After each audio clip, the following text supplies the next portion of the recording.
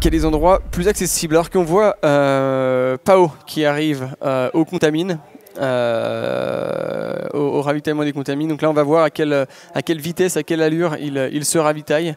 Et on va voir comment c'est géré. Donc ça va être intéressant de voir la lucidité, à quel point il va maîtriser son effort. Mais bon, avec 20 minutes d'avance, je pense que quand il aura eu l'information par son assistante, peut-être épouse, j'en sais rien, voilà, il se pose, elle lui dit qu'il a le temps, qu'il faut qu'il gère son avance, qu'il est bien. Là, il n'est même pas en train de remplir ses gourdes ou quoi, si ça y est, c'est parti. Il prend son temps, en tout cas, et je pense que c'est une bonne chose, il a raison. L'arrivée n'est pas loin, mais c'est encore pas joué, donc il est nécessaire véritablement de se ravitailler, parce que la petite erreur arrive vite, on l'avait vu sur les Templiers avec Zach Miller qui était pourtant loin devant et qui semblait véritablement intouchable, et puis il manque le ravito à 5 km de l'arrivée. Subit énormément à cause d'une hypoglycémie et finit quatrième si je dis pas de bêtises. Et là on voit un Pao à l'écran qui est déterminé, qui est serein, qui est très lucide. Donc là voilà, on lui passe un peu de froid sur les genoux.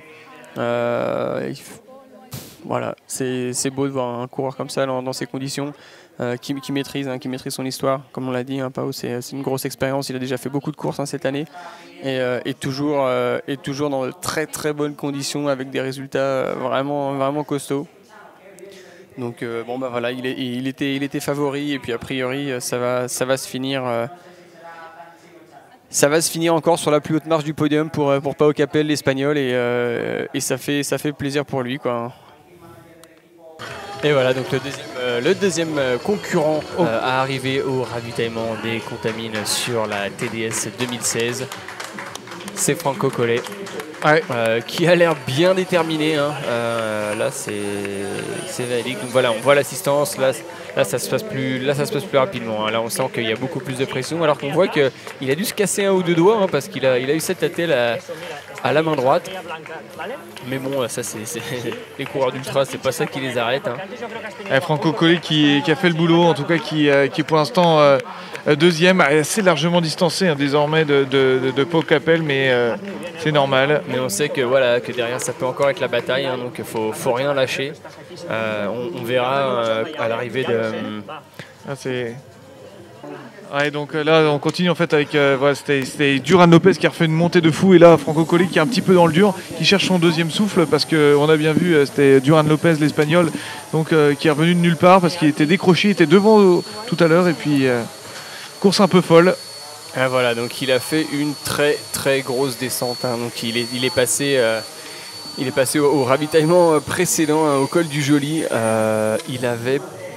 Il avait 7 minutes de retard. Il a refait 7 minutes sur 10 km, c'est assez improbable. J'avais noté les temps tout à l'heure, il avait une petite dizaine de minutes de retard, et c'est Duran Lopez, et il a vraiment accéléré au niveau de la descente. C'est pour ça aussi, on l'a vu, est déterminé, il ne veut pas passer parce que je pense qu'il l'a dépassé en fin de descente et il a envie de repartir direct sans l'attendre. Ouais. Après, voilà, en sachant que là maintenant ça y est, la course sur le podium est bel et bien lancée. On l'a vu passer au col du Joli, où c'est celui qui avait l'air le plus frais, le plus rapide, le plus costaud.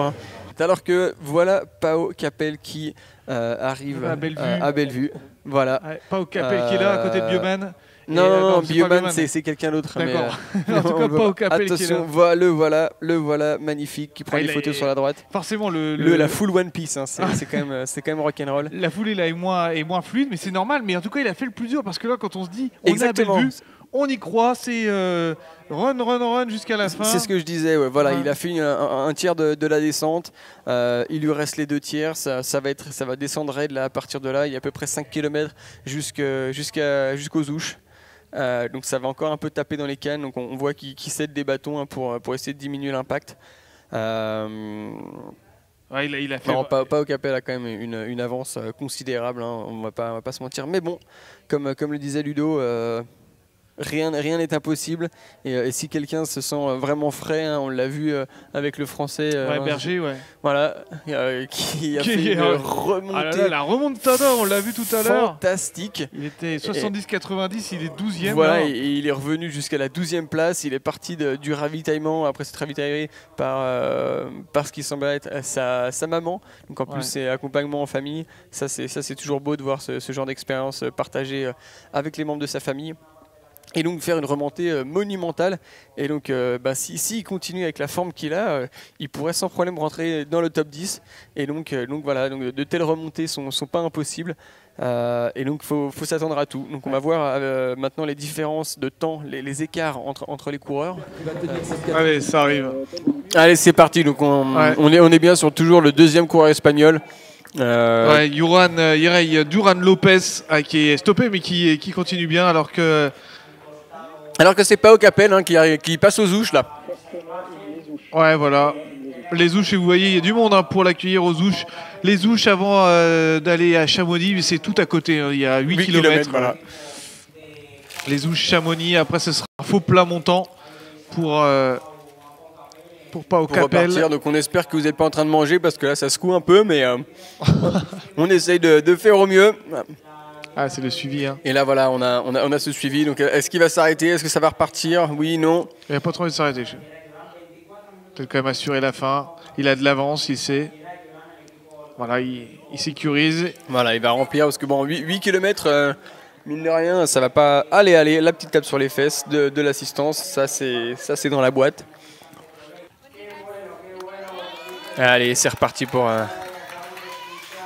Il prend quand même un petit orange pour la route pour avoir assez de jus pour finir. Ah, ça commence à tirer forcément parce que là les ouches ils ont fait, c'est 112 km. 112 km, ouais.